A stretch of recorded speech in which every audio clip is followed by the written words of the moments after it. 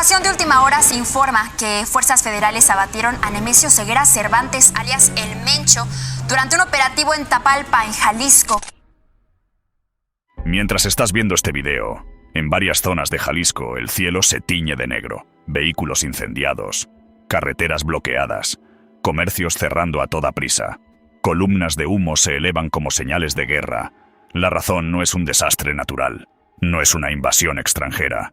Es la caída de un solo hombre.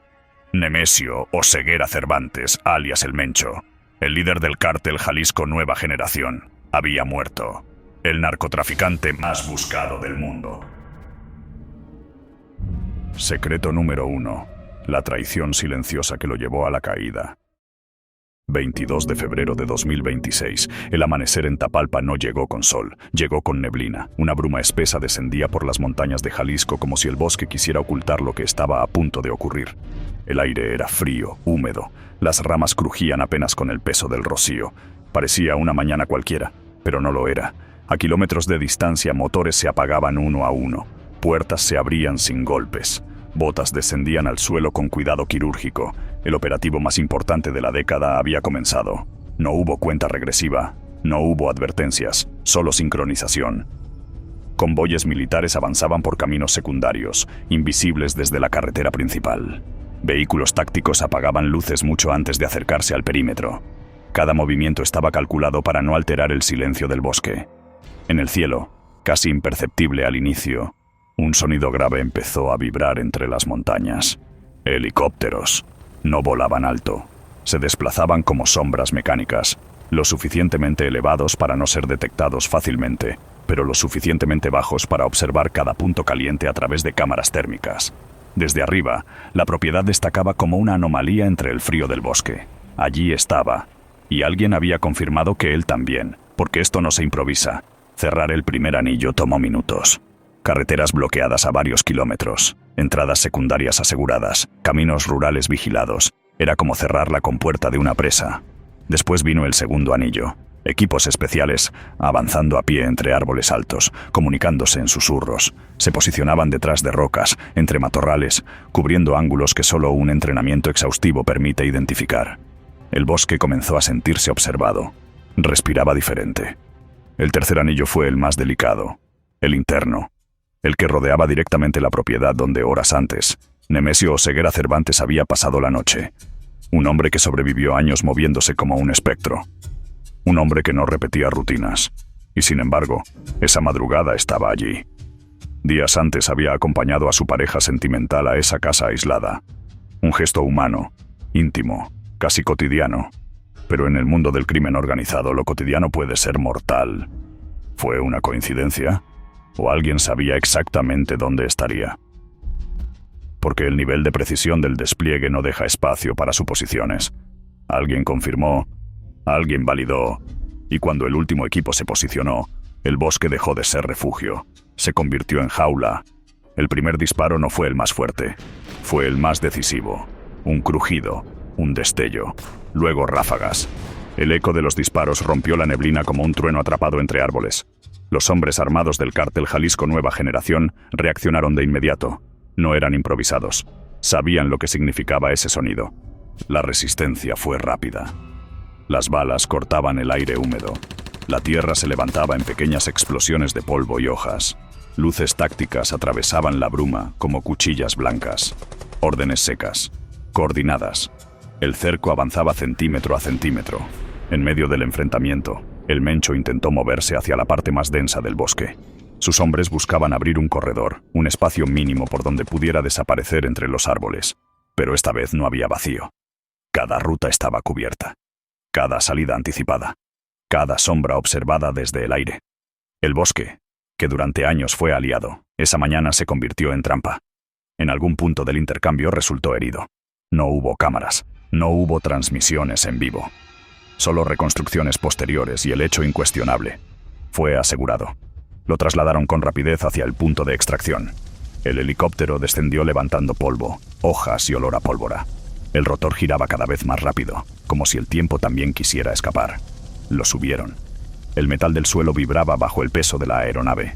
El interior olía a combustible y sangre reciente. El ruido era ensordecedor, una mezcla de viento cortado y maquinaria forzada. Mientras la nave se elevaba sobre el bosque, que minutos antes había sido campo de batalla, su historia llegaba al límite. No hubo esposas ante cámaras, no hubo lectura de cargos, no hubo juez.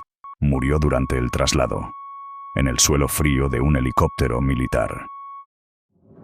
Estas son las imágenes del caos que se vive en varios estados de México luego de la muerte de alias El Mencho, líder del cartel de Jalisco Nueva Generación. La baja de este sujeto generó bloqueos, incendios y atentados en distintos estados del país azteca.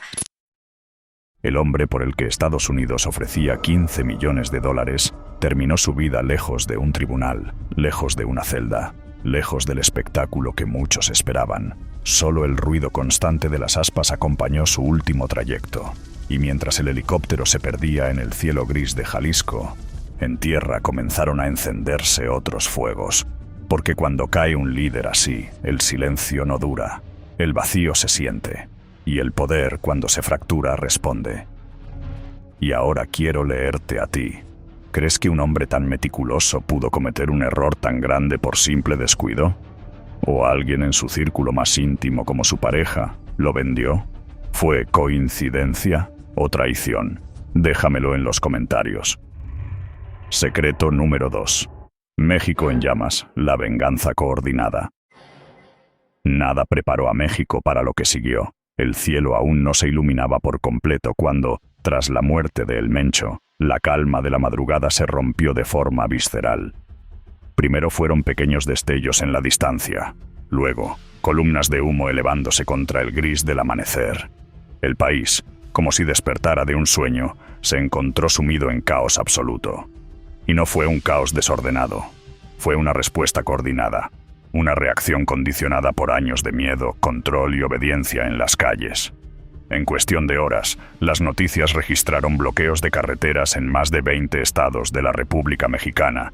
Vehículos incendiados transformaron autopistas enteras en barreras de fuego. Camiones, autos, taxis, todos ellos convertidos en muros de resistencia improvisados. Y no importaba si golpeaban a civiles o a fuerzas de seguridad. Era violencia deliberada, sistemática, diseñada para sembrar miedo. En Guadalajara, una de las mayores ciudades del país, el día amaneció tan extraño como la calma antes de una tormenta tropical.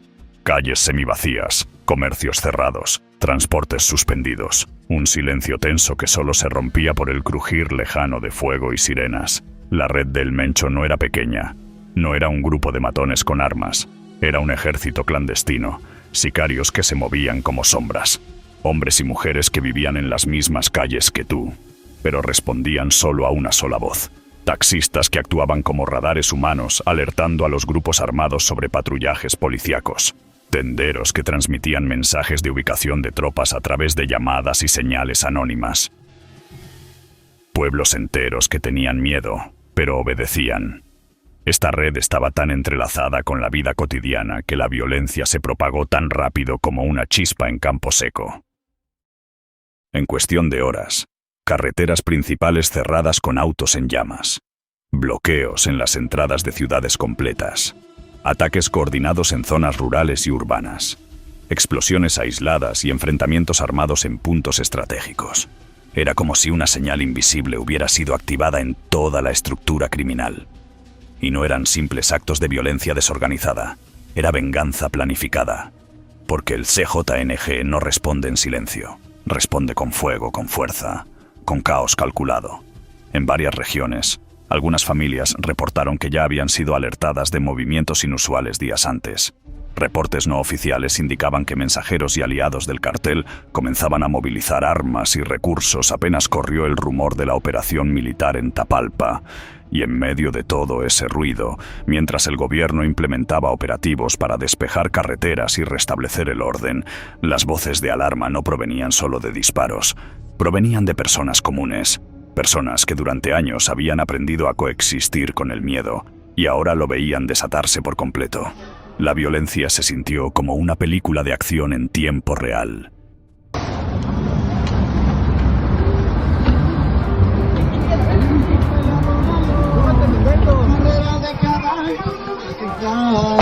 ¿Ya lo prendieron?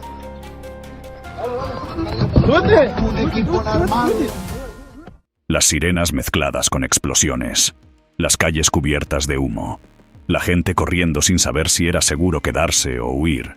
Y cuando el sol ya acariciaba el horizonte, el país no había vuelto a la calma, porque el Mencho quizá había muerto, pero su huella de terror se había encendido como un fuego que no se apagaría fácilmente.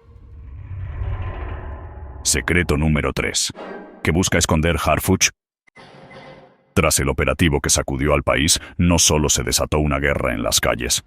También comenzó una guerra de versiones. Mientras el gobierno hablaba de un golpe estratégico contra el crimen organizado, en redes y espacios de análisis independiente empezó a circular una pregunta incómoda.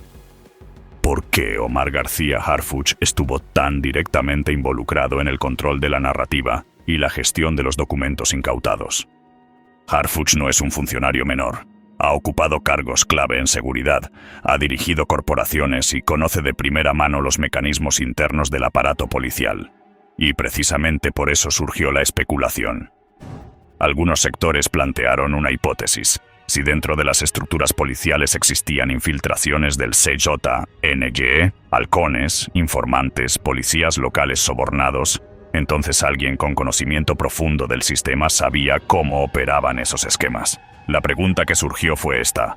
¿El interés en controlar la información buscaba proteger una investigación o evitar que ciertos nombres escalaran más alto?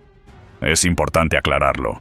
No existen pruebas públicas que vinculen directamente a Harfuch con el CJNG ni con actos de corrupción relacionados con este caso. La prioridad del Gobierno de México y la instrucción clara de la presidenta Claudia Sheinbaum es proteger a la población y preservar la tranquilidad en todo el país. La población puede tener la certeza de que el Gobierno de México actuará con todas sus capacidades siempre para preservar la paz y la seguridad en el país. Sin embargo, lo que alimentó las sospechas fue otro elemento. La existencia de documentos y supuestas listas de pagos que, según reportes, estaban siendo analizadas por la Fiscalía. Nunca se hicieron públicos en su totalidad. Nunca se revelaron nombres de alto nivel. Y la narrativa oficial se concentró en el impacto del operativo, no en la profundidad de la infiltración. Para algunos analistas críticos, eso abrió la puerta a una teoría más oscura, que la prioridad no solo era neutralizar a un líder criminal, sino controlar lo que ese líder sabía, y lo que podía revelar sobre las conexiones entre crimen y estructuras del Estado. Pero en un país donde históricamente han existido casos comprobados de corrupción policial y colusión con el narcotráfico, la desconfianza institucional es un terreno fértil para este tipo de hipótesis. Y cuando los documentos se clasifican, cuando la información se administra con precisión quirúrgica, cuando la narrativa se centraliza, la sospecha encuentra espacio para crecer. Dime tú en los comentarios, ¿crees que hay algún vínculo de Harfuch con el CJNG o solo es una hipótesis salida de la realidad? No olvides suscribirte para estar al tanto de todos estos archivos prohibidos que quieren salir a la luz. Secreto número 4. ¿El Chapo Guzmán cooperando con Estados Unidos? En el mundo del narcotráfico internacional, la información vale más que el dinero. Cuando un líder cae, rara vez lo hace solo. Siempre hay filtraciones, siempre hay negociaciones, siempre hay silencios estratégicos. Tras la caída del liderazgo del CJNG, comenzó a circular una hipótesis en foros especializados y análisis independientes. ¿Y si la información que permitió cerrar el cerco no vino únicamente de inteligencia mexicana? ¿Y si parte de ese rompecabezas se armó en una prisión federal de Estados Unidos? Aquí entra el nombre de Joaquín Guzmán Loera, conocido mundialmente como El Chapo. Desde su condena en Nueva York, el ex líder del cártel de Sinaloa quedó bajo el control absoluto del sistema penitenciario estadounidense. Pero incluso tras las rejas, su valor estratégico no desapareció. En procesos judiciales de alto perfil en Estados Unidos, es común que las autoridades busquen cooperación a cambio de beneficios procesales, reducciones de restricciones o protección para familiares. Muy buenas noches, Azucena, como siempre. Qué amable, abogado. Un honor platicar con usted. Muy amable por tomarnos la comunicación. Nos acaba de llegar hace un par de horas esta carta vía electrónica. ¿Usted conoce de su existencia, abogado? Y me está preguntándome, pues, así que el contenido de la carta lo sé hasta ahorita que usted lo leyó, relacionado con Joaquín y con las defensas que llevamos, pero nunca tocamos un tema de eso. O sea, no me hizo ningún comentario para nada, como que ella también desconocía ese tema porque hasta ese momento a mí todavía no sabía nada de esta carta. No hay evidencia pública de que Guzmán haya proporcionado información específica sobre Nemesio Oseguera Cervantes. Sin embargo, la teoría conspirativa plantea lo siguiente: que en la lucha histórica entre el cártel de Sinaloa y el CJTNG, la caída de uno fortalecería indirectamente al otro, que desde territorio estadounidense ciertos acuerdos estratégicos podrían haber incluido información sobre rutas, operadores financieros o redes logísticas, y que, en un tablero donde Washington tiene influencia directa, cualquier dato de alto nivel podría convertirse en moneda de cambio. Los defensores de esta hipótesis señalan 3 elementos que alimentan la especulación: la rivalidad documentada entre Sinaloa y el CJNG, la práctica conocida de cooperación judicial en casos federales de crimen organizado, la coordinación binacional que suele existir en operaciones de alto impacto. Pero hay que subrayarlo con claridad: en el mundo del narcotráfico, los enemigos de ayer pueden convertirse en informantes indirectos mañana. Porque cuando el poder cambia de manos, la información se convierte en el arma más silenciosa. Secreto final. El secreto que nadie pudo comprobar. En operativos de alto impacto contra líderes del narcotráfico, hay un elemento que suele cerrar el capítulo: el cuerpo, fotografías, dictámenes forenses, confirmación visual. En este caso, eso nunca ocurrió públicamente. No se presentó un cadáver ante la prensa. No hubo imágenes filtradas. No se mostró un acta pericial detallada ante la opinión pública. La información fue institucional, administrada, dosificada, y eso abrió la puerta al último gran interrogante: ¿por qué no hubo exhibición pública de pruebas concluyentes? Las autoridades argumentaron razones de seguridad, protocolos de investigación y protección de procesos judiciales. Pero en paralelo, comenzaron a surgir teorías. Algunos analistas sostuvieron que la ausencia de cuerpo alimentaba una narrativa estratégica.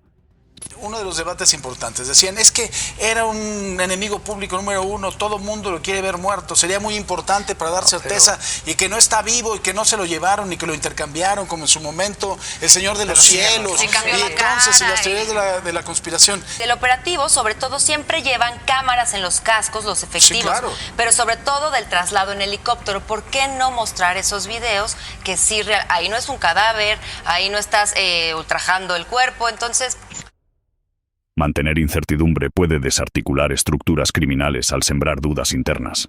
Otros fueron más allá. Plantearon que revelar ciertos detalles, forenses, operativos o documentales, podría exponer fallas estructurales, infiltraciones o decisiones tácticas delicadas dentro del aparato de seguridad.